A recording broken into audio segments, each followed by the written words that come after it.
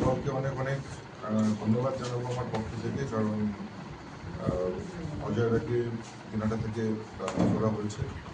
এবং আপনারা দেখেছেন যে আমরা বলেছিলাম যে আমাদের প্রত্যেকটা প্রার্থীর মধ্যেই চমক থাকবে। আপনারা দেখছেন যে কটা ঘোষণা হয়েছে এখন পর্যন্ত, আমাদের সবকটা যারা প্রার্থী তারা নিজেদের জায়গা থেকে যথেষ্ট শক্তিশালী, এবং এই নির্বাচনে লড়াই করবার জন্য যারা আমরা দেখেছি যে বিগত 5 বছর ধরে মাঠে ময়দানে লড়াই করে যারা নিজেদের যোগ্যতার প্রমাণ দিয়েছে, আমরা তাদেরকে প্রার্থী করবার জন্য বারংবার দলের কাছে আহ্বান জানিয়েছিলাম, এবং একেবারে নিরপেক্ষ দৃষ্টিভঙ্গি থেকে দেখে সেই যোগ্য প্রার্থীদেরকে প্রার্থী করা হয়েছে। এটা সবচাইতে খুশির এবং আনন্দের আমাদের কাছে। গত বছর খুব কম সময়ের ব্যবধানে আমার নাম ঘোষণা করা হয়েছিল। আমরা 20 দিনের মতন সময় পেয়েছিলাম প্রচারে, এবং তার মধ্যে নমিনেশন সাবমিট থেকে শুরু করে অন্যান্য স্কুটিনি থেকে শুরু করে অন্যান্য বিষয় থাকে। তবুও তার মধ্যেও যারা পরিশ্রম করেছিল তার মধ্যে অন্যতম এখানে অজয়দা রয়েছে, এখানে জিমেশদা রয়েছে, যারা অত্যন্ত কঠোর পরিশ্রম করেছিল।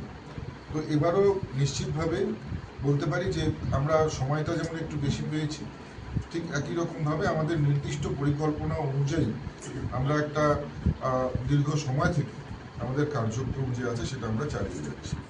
অনেকে হয়তো আপনারা বলবেন যে প্রকাশ্য বিভিন্ন যে জনসভা বা বিভিন্ন যে সমস্ত জনসমাগমগুলো করার, সেগুলো আপনাদের হয়তো বিশেষ চোখে পড়েনি, কারণ সেটার মধ্যে আমরা একটা পলিসি রেখে, আমরা একটা স্ট্র্যাটেজি রেখে কাজ করে গেছি, যাতে আমাদের লক্ষ্য ছিল যে গ্রাসরুট লেভেলে এবং একেবারে বুথ পর্যায়ে মানুষের যে সমর্থন, সেই সমর্থনটাকে আদায় করে নেওয়ার, এবং আমরা নিশ্চিতভাবে সেটার জন্য প্রস্তুত। এবং আপনারা দেখতে পারবেন যে আজকে থেকে যেমন আমাদের নির্বাচনী প্রচার আপনাদের এই প্রেস মিটের মাধ্যমে শুরু হয়ে গেল, আগামীকাল থেকে দেখবেন যে কীভাবে দলে দলে কাতারে কাতারে মানুষ এই আমাদের নির্বাচনী প্রচারের সমর্থনে তারা আমাদের পাশে দাঁড়ায়।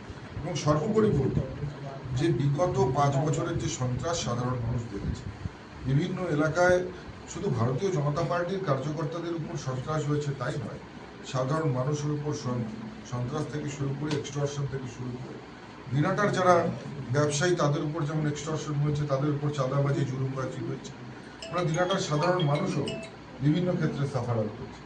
2021-এর নির্বাচনে আমরা জয়লাভ করার পর আপনারা দেখেছেন যে দিনাটা পৌরসভার যে জলের কানেকশন সেটা বন্ধ করে দেওয়া হয়েছিল, এবং বিভিন্ন ভাবে মানুষকে সাবোটেজ করার চেষ্টা করেছে। সব কিছু মানুষ মনে রেখেছে, কোনো কিছু ভুলে যায়নি। এবং এই যে 26-এর পরিবর্তনের, নতুন সূর্যোদয়ের পরিবর্তনের জন্য সারা বাংলার যে মানুষ মুখিয়ে রয়েছে, দিনাটার মানুষও সেই সঙ্গে সামিল হবে।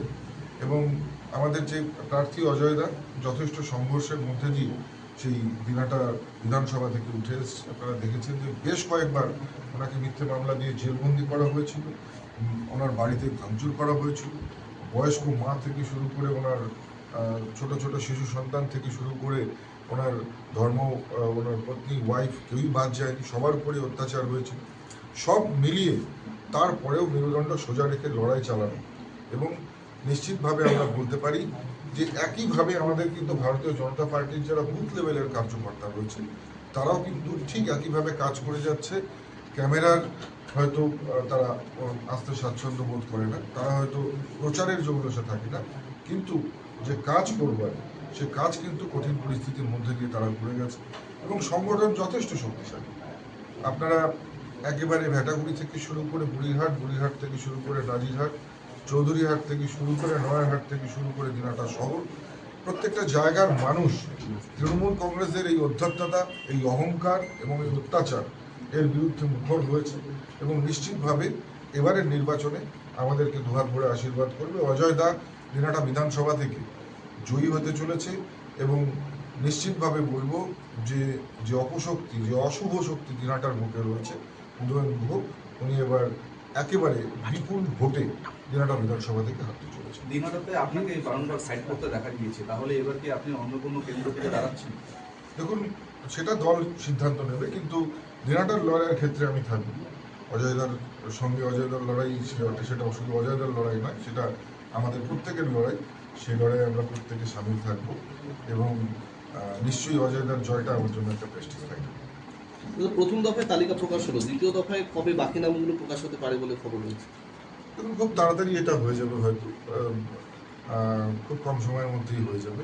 আজকে হতে পারে, কালকেও হতে পারে, খুব কম সময়ের মধ্যে সেটা হবে। শীতলকুচির নতুন মুখ দেখা গেল, সে বিষয়ে কি বলবেন? নিশ্চিতভাবে সাবিত্রীদি আমাদের দীর্ঘদিনের একজন বরিষ্ঠ নেত্রী, যিনি বহুদিন ধরে জেলা কমিটিতে রয়েছেন এবং দীর্ঘ লড়াই সংগ্রামের মধ্যে দিয়ে শীতলকুচির ব্যতিক্রমী পরিস্থিতির মধ্যেও উনি নিজের লড়াই চালিয়ে গেছেন। এবং সেই জন্য আমরা ভেবেছি যে ওনাকে এবারে একটা সুযোগ দেওয়া উচিত। আমাদের দীর্ঘ সময় ধরেই সেই আলোচনা চলছিল এবং পাশাপাশি আমরা বেশি করে আমাদের মাননীয় প্রধানমন্ত্রী যে কথা বলেন, উইমেন এম্পাওয়ারমেন্টের কথা যেমন বলেন, মহিলাদেরকে এগিয়ে নিয়ে আসবার কথা যেমন বলেন, ঠিক ক্যান্ডিডেটের ক্ষেত্রেও আমরা চেয়েছিলাম যে মহিলাদেরকে প্রায়োরিটি দেওয়া হোক এবং আরও বেশি করে মহিলা ফেস উঠে আসুক। যে কারণেই সাবিত্রীদিকে করা হয়েছে। নিশ্চিতভাবে শীতলকুচি বিধানসভাতেও আমরা বিপুল ভোটে জয়যুক্ত হব। তো এখন অবধি কোনো ঠিক হয়েছে কারা কারা আসতে পারে স্টার ক্যাম্পেনের প্রচারে বিজেপির হয়ে? দেখুন, সেটা তো দল ঠিক করবে, তবে নিশ্চিতভাবে বলবো যে আমাদের মাননীয় প্রধানমন্ত্রী, গৃহমন্ত্রী, আমরা চেয়েছি বারবার যে ওনারা আসুক। যতবার কুচবিহারের মাটিতে ওনারা পদার্পণ করেছেন, কুচবিহারের মাটি সমৃদ্ধ হয়েছে এবং মানুষ উৎসাহ এবং মানুষের যে জোশ সেটা আমরা দেখতে পেয়েছি। নিশ্চিতভাবে কার্যকর্তাদেরকে উৎসাহ বৃদ্ধির জন্য এই দুজন নেতার জন্য আমরা চেয়েছি কুচবিহারে যাতে তাদের প্রোগ্রাম দেওয়া হয়। বাকি তো আরও বহু নেতৃত্ব রয়েছে, বহু রাজ্যের মুখ্যমন্ত্রীরা রয়েছে, তারা তাদেরও আসবার কথা রয়েছে।